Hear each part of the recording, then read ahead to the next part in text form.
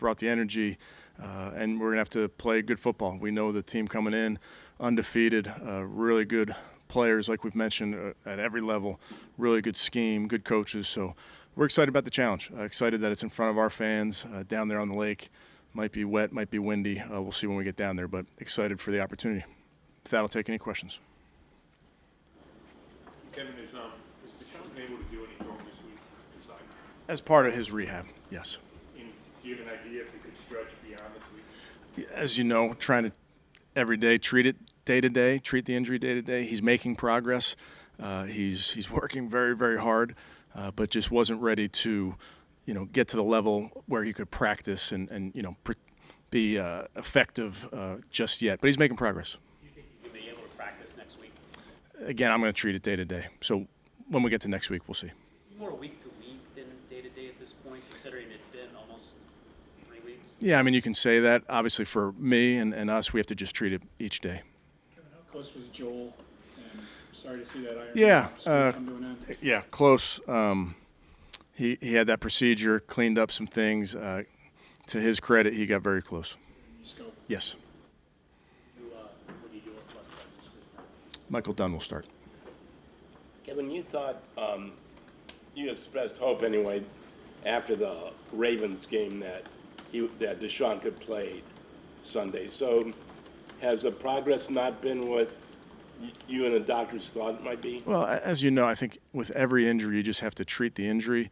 Whether you're hopeful or not, you just have to see how the player is doing each day. He's working very hard. He's getting better, making progress. But we're just going to make sure that we just treat it day to day. When did Joel have the scope? Was it early in bye week? Yes. Yeah, I don't know the exact day. Has the velocity on Watson's throws, is it gotten better? Is it status quo? Like, how would you characterize? I don't know if I want to characterize. It's part of a rehab. So he's making progress. He's getting better. He's very disappointed. He wants to play. He wants to be able to compete with his teammates. So he's just got to focus on getting better every day. How's David Njoku doing? He's doing well. Able to see him out there at practice today, look good. We'll, obviously just be careful over the next 48 hours, but I'm feeling good about Dave. Is it the doctor saying he can't practice, or is he still in pain? Who's that? David, when he couldn't practice earlier this week. Yeah, that's all part of the procedures that he's had, that type of thing. So, P.J. Walker, what excites you about him going against this 49ers team?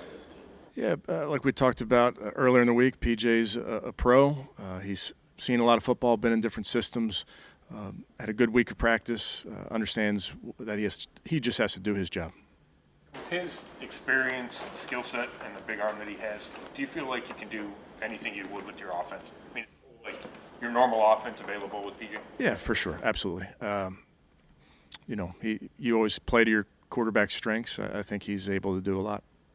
With Deshaun sidelined all week, how much were you able to really focus on PJ being the starter for this game? Yeah, I mean, he got every rep, so he was prepared. He knew the situation going into it to be ready as always. Communicated that with the guys early in the week, and I think he had a good week of practice. Was his injury more extensive when he got into the bye week? Did he find out that it was worse than you guys originally thought? You're saying Deshaun? Yes, I'm sorry, Deshaun. I don't know if I can characterize it that way, Mary Kay. I think he, like all of us, he's continuing to work the injury, rehab the injury, get better. He wants very, very badly to play, but you have to treat the injury. You have to be smart about what you're doing.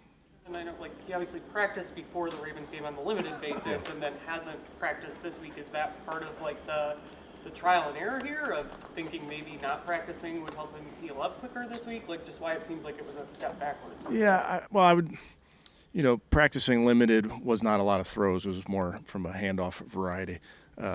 So, as you guys know, not to rehash the week, but, went through the week, felt like we could get to Sunday. But I think what the reminder is to all of us is you have to treat the injury. You can't, everything's not everything's the same. So, based on how he's feeling, based on what he's able to do, is really that's guiding his rehab and guiding our decisions.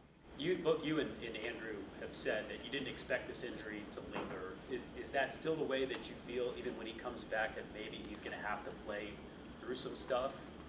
I think we'll see. I think it's day to day. I know I know what he's made of. I know how badly he wants to be out there. I know how badly he wants to compete. I've seen him, play through injuries. I mean, he's a very tough individual. So he's pushing through it. He's going to be out there as soon as he's ready. Be clear, there's Couple more?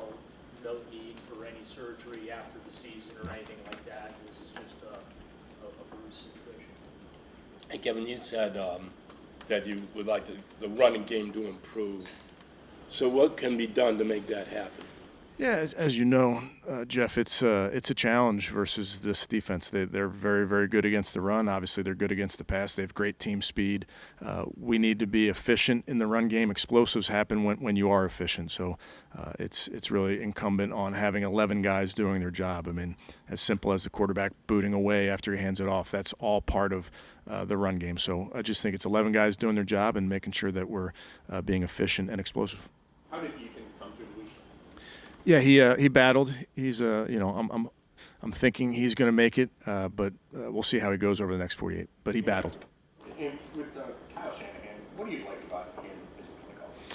Yeah, Kyle's somebody I don't know well. I know him through the business, and obviously I admire his work. He worked with Coach Kubiak down in Houston early in his career.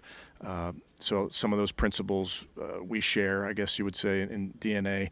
But the stuff that he was able to do with his dad in Washington and then just evolving over the years, I think he does a great job of being versatile. I mean, to be able to play a lot of the game in 21 personnel and line up in multiple formations and have multiple people at different positions, I think speaks to his and his staff's creativity.